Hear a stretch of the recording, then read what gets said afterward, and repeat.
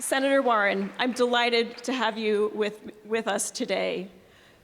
Given the fact that we are gathered here with families, I thought it might be appropriate just to begin with a question or two about your childhood, because I think we all know you as a public persona, and people don't necessarily know all that much about where you came from. So if you might say a few words about growing up in Norman, Oklahoma in the 50s and 60s, and about what I've seen you refer to as growing up in a family on the jagged edge of the middle class, and how that perhaps has shaped your career path.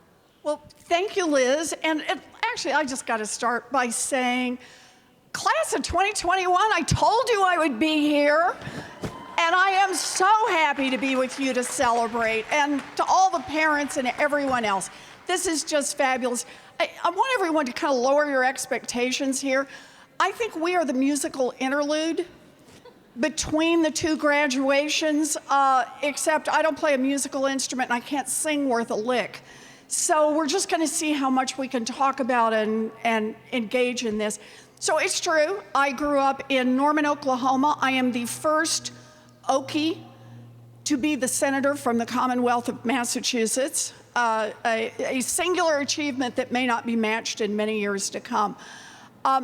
My family didn't have much. My daddy ended up as a janitor. My mom worked the telephones at Sears. I grew up in an America that had a lot of constraints, and a lot of constraints particularly on little girls, about what we could and couldn't do. Those boundaries were pretty clear.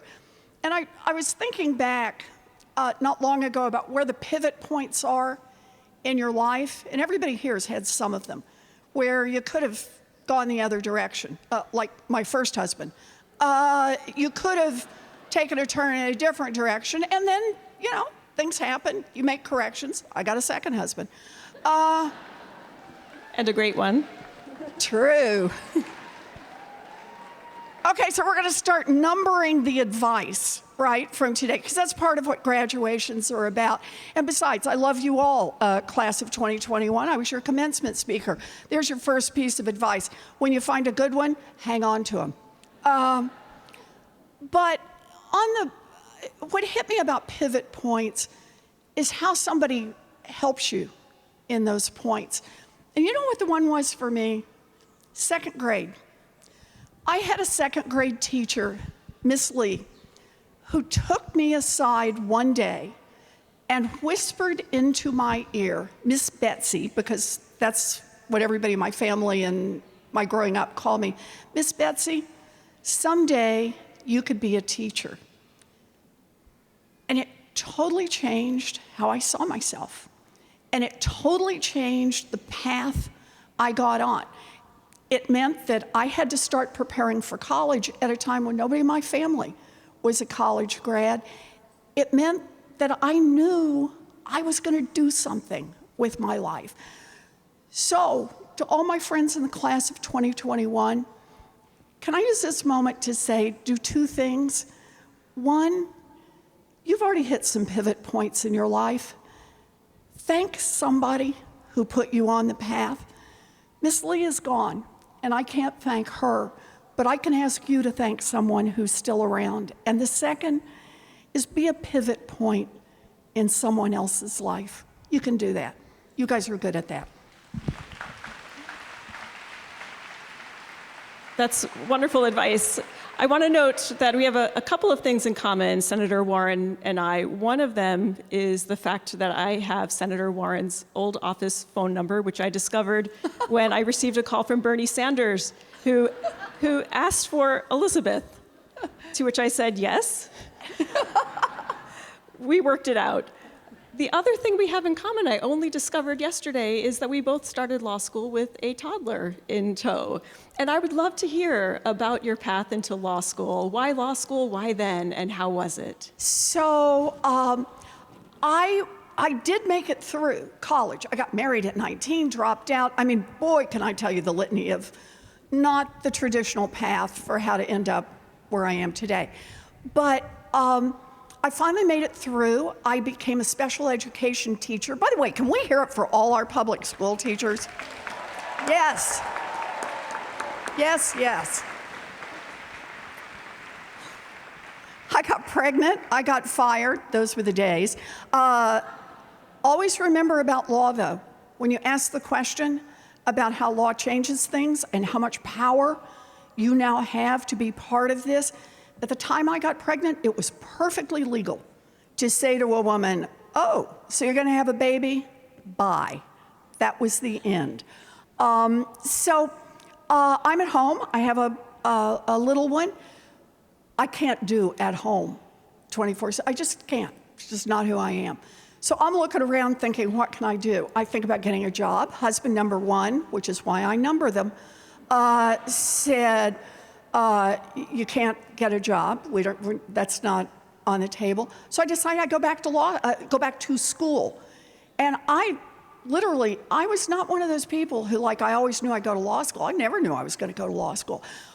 But I was going to go to school, and I thought, okay, so what could I do? I had engineering school. I don't think so. And shoot, I've seen lawyers on TV. How hard could that be? And I also felt like, lawyers, they actually get to do stuff. They get to shape things. They get to make decisions. They get to get up and argue for people. I thought, that sounds pretty cool. And I signed up for law school. I used to say, I am the first lawyer I ever met. Because I didn't have we didn't have family, we didn't have friends. And I showed up that first day in law school. I still remember it. I went to Rutgers, the State University of New Jersey. Let's hear it for the New Jerseyans among us. I sat in that first class while my first professor, John Lowenthal, started with the question, what is assumption? And I thought, oh dear, I'm in the wrong room. I have no idea why someone would start a class. I thought you start out by saying, hello, I'm Professor so-and-so, and here's my office hours, and I'm going to teach you contract law, and contracts was invented by the Earl of Contract in 1926, and I had no idea what was going to happen. And I thought, what is assumption? I thought, I'm in the wrong room. He calls on the first person on the list. This is the first time in my life I have been glad my last name is Warren. And she says, I don't know. And so he goes to the second person on the list, the third person on the list, and I'm thinking, I'm not in the wrong, he's in the wrong room to ask this. And my heart's beating hard. Fortunately, Nancy Newman answered this question, which is before you get to Warren, and she gives this complete answer that just blows me away, and I thought, I don't think I belong in law school because somebody else got the right answer and I didn't have it. But you get knocked on your fanny, you stand up, and you get back in the fight, and that's what I learned about law school and loved it. But in all of this, you asked me about toddler. Amelia, my daughter, turned 2 the day I started law school. And I always thought I had an advantage over all my classmates who didn't have children, because for a couple of hours every day, no matter what, exams, craziness, scary stuff that happens in law school, I was focused on something other than how I was doing in law school. I was focused on a 2-year-old who really needed me and kind of kept me focused on what was important in life. So every morning we got up, had our breakfast together, put on our backpacks, and went off to school together. How about you? What was it like having a little one in law school? It made for a challenging one, I'll Yeah. put it that way. Yeah. But I do think it's like the best time management strategy. It is. Maybe we should have you come and talk at orientation. There we go. There we go. It's all about time management when you're trying to do anything, if you're trying to do it with children as well. Yes. Fair enough. So we are facing a lot of really challenging legal issues today, and I would really love to hear your perspective, Senator Warren, on what you perceive about the role of law in society today and the important role lawyers, including these relatively newly minted lawyers, will play in, and I'm mindful of difficult legal issues. How do we deal with gun violence in the wake of the tragedies that we've seen in recent days in Texas, in California, in Illinois, and elsewhere? How do we deal with the difficult legal issue of abortion, the turmoil we're facing with the leak of the draft opinion? What role do the lawyers gathered here have to play? That's a tough question, Liz. But I start by thinking of what role we have as human beings. I think about the families in Uvalde, Texas, who have lost babies. I think about the friends and neighbors of people in New York, in Buffalo, all over our country. I think about, and I'm going to actually link these up, I think about the mass shootings. I think about the shootings that occur on sidewalks and playgrounds that don't get any headlines. I think about suicides. All of these are forms of gun violence for which the question is not one of law. It's what is our will together to make change? We know that there are things we could do. We know there are because we've seen other countries do it and reduce gun violence in their countries. We've done it here in Massachusetts. We actually changed our gun laws a couple of decades ago and reduced gun violence, the estimate is by about 40%. There are people who could be alive today if we would do better on the legal front. But we are so torn apart politically that we stay with a status quo that is literally killing people we love. So I see this as a moment when it is the job of the lawyers to continue to put forward the alternatives, whether you think it should be background checks or red flag laws or waiting periods or no assault weapons. There are a lot of different things. There's not a shortage of things we could do, but that the other half of it is that those who want to see change need to recognize it's not going to happen just because we put a good idea forward. It's not going to happen just because we say, here's something that is proven in other places to work to save lives. It is only going to happen if we organize, get in the fight, stay in the fight, and actually make it happen. I'm just beside myself. So related to this, and again, I'm thinking about these really contentious issues where it's hard to have conversations. I think some of you might experience that when you gather with your own families. I get it when I gather with my family. Yep. And so I wonder whether you have some strategies you might share with us about how do you work across differences? How do you try to make change happen? How do you find common ground with people who might be coming from very different perspectives? You know, it's a good question, Liz, and part of it for me is to be highly specific. It's to bring it down to the very particular thing we're trying to do. When I talk about, for example, student loan debt and why I believe we should cancel a big chunk of student loan debt, yeah, okay, I'm playing to the crowd here. But I really do. There are huge policy issues for doing this, enormous policy issues for doing this. By the way, you were talking about when I grew up. Let me do another part of this. I grew up and graduated from college, four-year university, got a good undergraduate diploma. And you know what it cost? $50 a semester. You could go to college and pay for it on a part-time waitressing job. I could go to law school and pay for it on a part-time job. Those alternatives are not out there today. So everybody who says, oh, I took care of my college, if they're my age, say, yeah, it was a different world in which taxpayers invested in public education, and frankly, the private institutions stayed competitive with them then. So I talk a lot about who would be affected by canceling, say, $50,000 of student loan debt.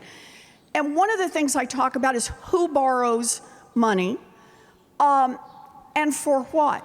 42% of the people who have student loan debt do not have a college diploma. Now, some of them are people who never even tried for college. There were people who went to beauty school. There are people who tried to get a certificate in air conditioning repair and maintenance. There are people who became veterinary technicians, and they discovered that after they had borrowed $25,000, $30,000, $40,000 in order to complete a certificate program, that in fact, the jobs won't pay anything close to that. And now they're caught earning like a high school grad, trying to manage college debt. That's 42%. Some of them are also people who tried college and life happened. They got pregnant, they were working 3 jobs, couldn't hold it together. But I think it's important when we talk about any policy, we get the people focused in mind. They are not all fancy graduates who are going to go out and have opportunities to make a lot of money. They're just not. And so you asked the question how I reach across. My conversation, I can think about having had this difficult conversation with someone very recently, and I just reminded him of the challenges his own daughter faced, trying to make it through, and how many stops and starts, and how crushing an entire generation under the rock of student loan debt is not only not good for our country, not good for a whole generation of young people, but not good in the highly specific of somebody you know that you love who's getting hurt by our current policies. So that's at least a part of what I try to do. Great, to bring it down to the personal level. So, I'm thinking about your experience, your public service during the period of the Great Recession, which now seems like distant history. We're faced with new crises today, but I'm curious to know whether what you learned in working through the difficulties of that period has informed your approach to thinking about challenges like COVID and the new economic crises that we're facing today. So I think of it this way. There are 2 kinds of things we can do. We can try to regulate at any particular point in time. We can try to regulate the banks. We can try to regulate the public health providers. And those are important things to do. We regulate education. We try to regulate around the climate. But the other thing we can do is we can back up and try to look at structures and see how the structures we built continue to create problems. Let me see if I can give you an example of that makes any sense. Back during the big crash, one of the huge issues was these banks that were just out of control in terms of subprime debt. And they were, I'm just going to be blunt, a lot of them were just cheating people. They told them, oh yeah, you can totally afford this mortgage. We've qualified you for this mortgage. And don't explain until you get to the other end. You can afford it for 24 months. And that's what's known as a low introductory rate. And at the end of 24 months, the thing steps up to a huge interest rate that you cannot possibly afford. And your only choice is going to be either you get them to refinance if they're willing to do that, and you're going to pay more and more and more on your house, or you lose your house. And there was a point at which there was about, when somebody took out one of these mortgages, a 1 in 5 chance that if you took out that kind of mortgage, you would ultimately forfeit your home. Your family would be out on the street. And do you know what the obligation was of banks to tell that to people? Here's the thing. There were a lot of laws around that actually probably made that illegal. In fact, ultimately, when they litigated, some of it did. But structurally, there was nobody to enforce it. So the consumer protection laws were scattered among 7 different agencies. For each agency, it was like their 3rd or their 4th or their 8th priority. And so nobody enforced. And everybody said, oh, somebody else will take care of this. So here was the idea I had. It was a structural idea. It was to say, we don't need a whole lot more new laws.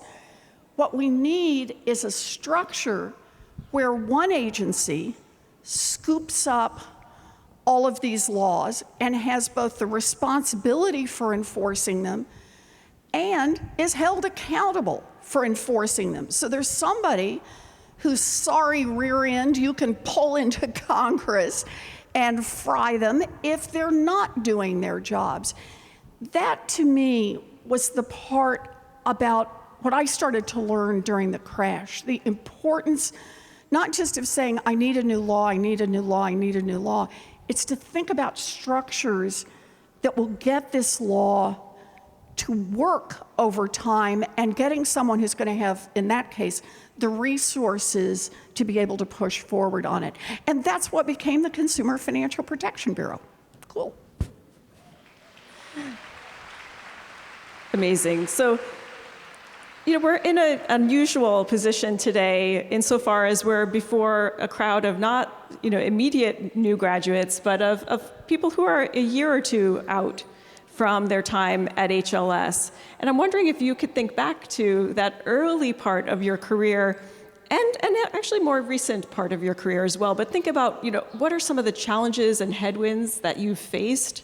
I mean, one thing that comes to mind is just, change often comes slowly, and when we're aware of the urgency of the issues we care about, that can be incredibly frustrating. And so what advice do you wish you would have been told in that early year or two out of law school stage of your career?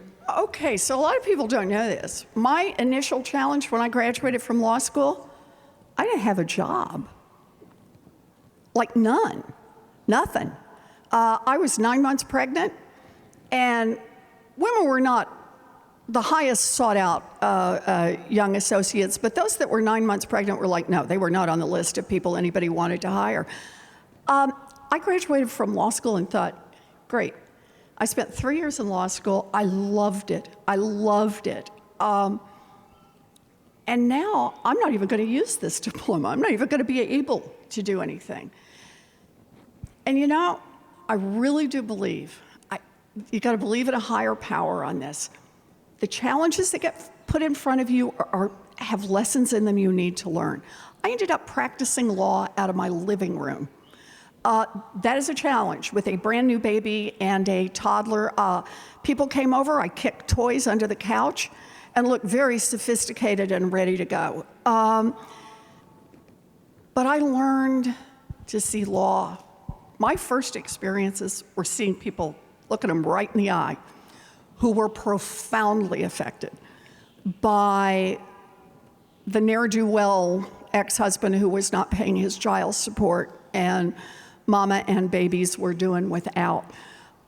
With the young couple that was trying to start a little trucking outfit and needed all the licenses and, boy, needed to get it right and needed to get it right on a budget. The first bankruptcies I ever saw, but every part of this was to recognize that the delivery of legal services, sometimes it feels abstract if you're at big firms, if you're talking about big corporations, but at the end of the day, there's somebody there you see. So that probably would be the first, but the second would be really the lesson out of that. Then I got a call, would I come back and teach? I could do it part-time. One thing led to another, and that's how I ended up at this place. But I say that as you don't have to be locked onto a path.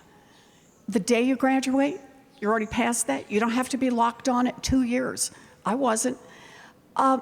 What you have to be is willing to say yes to something that's different from what you'd thought about before. You have to be willing to see an opportunity where others may not even describe it that way. But you get out there, throw your feet out there. I always used to ask myself, what's the worst thing that could happen?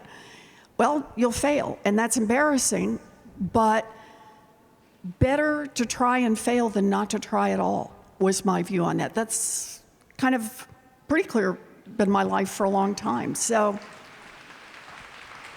best advice I can give.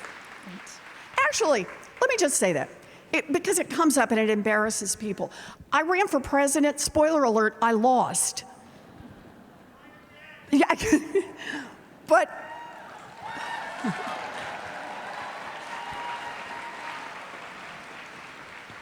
I want to say this. Ask me how sorry I am that I ran for president. Even if I'd known on the first day when I announced that I wasn't going to be able to win at the end, knowing what I know now, I am 100% happy that I ran for president. And I want to say that because I also want to say it by way of advice to our class of 2020 and class of 2021. Yeah, I didn't win, but God, I got to talk about stuff I care about every single day. I got to get out there and fight for a wealth tax. I got to get out there and fight for canceling student loan debt. I got to get out there and fight for universal child care. I got to fight for things that I think are important and that I think will change the world. You got to be willing to take those risks, because in taking the risk, you change yourself and you change the world around you. Yeah.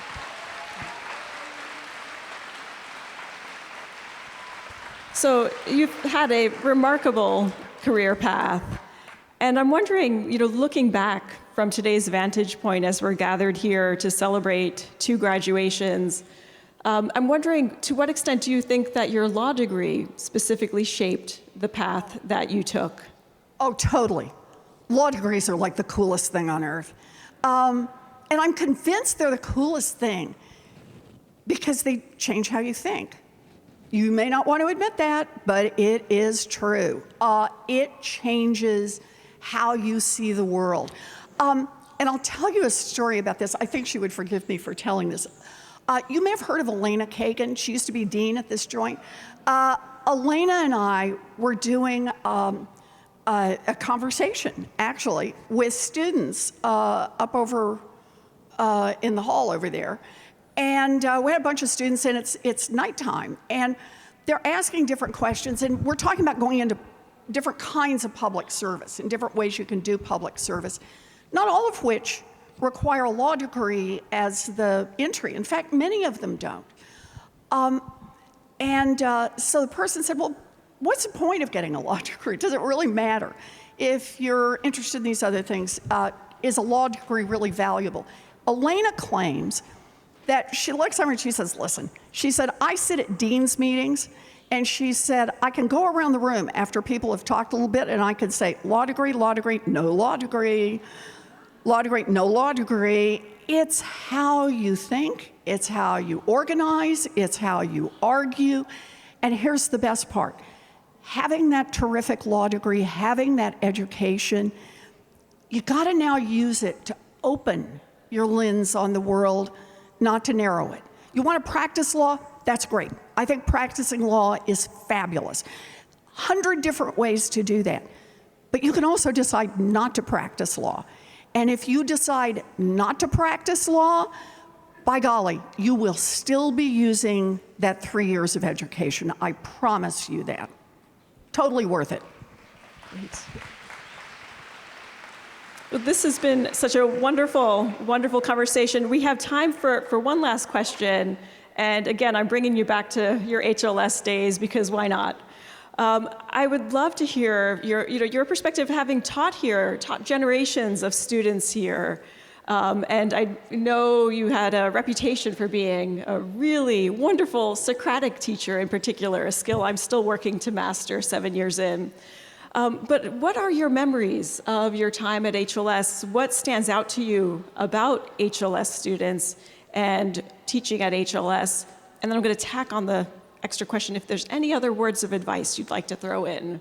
That is most welcome. All right, so that's a wonderful question, Liz. So understand this, I didn't want to come to Harvard.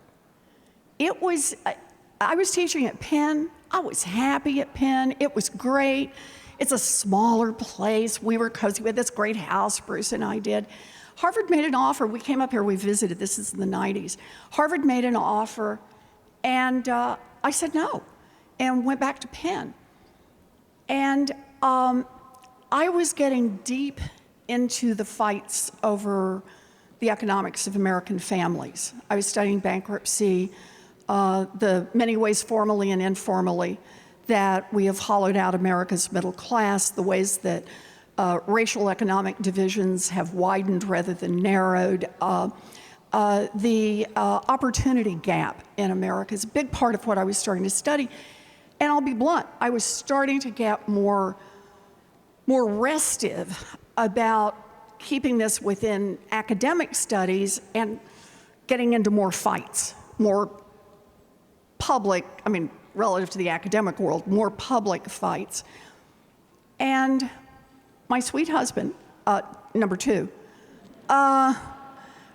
Bruce said, you should go to Harvard because there are more students.